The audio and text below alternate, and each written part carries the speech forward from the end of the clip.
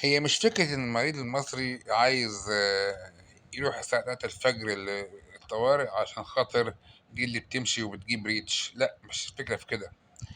الفكرة إنه فعلًا في حاجات كتيرة جدًا في الطوارئ بتحصل فعلًا بالليل، يعني تحصل 3 بالليل 4 الفجر، خصوصًا الأزمات القلبية بعض يعني الولادة مثلًا في الستات ممكن توتر أكتر بالليل أكتر من النهار. هذا لا يمنع إن في فعلًا فئة من الناس حقيقةً ما بيحللوش يروحوا مستشفى الطوارئ إلا الساعة 02:00 و03:00 ما أعرفش ليه، وتيجي تسأله في الأعراض أو إمتى تعبت يقول لك من 3 أيام، إمتى أبوكم فقد الوعي والّا أغمى عليه؟ يقول لك من النهارده الضهر. طب يا ولاد الذين ما أنتم من النهارده الضهر ما كنتوش تيجوا الضهر، لأ ييجوا الساعة 02:00.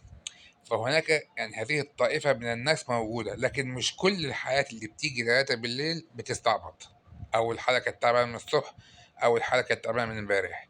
في نسبة مش قليلة بيبقى فعلًا التعب بدأ بالليل، لكن ديّة يعني مش قاعدة عامة. هناك فعلًا بعض الناس يعني بيبقى تعبان الحالة من بدري أو مش تعبان أصلًا ويحتاج يروح المستشفى الساعة 3 لسببٍ لا أعلمه أنا شخصيًا.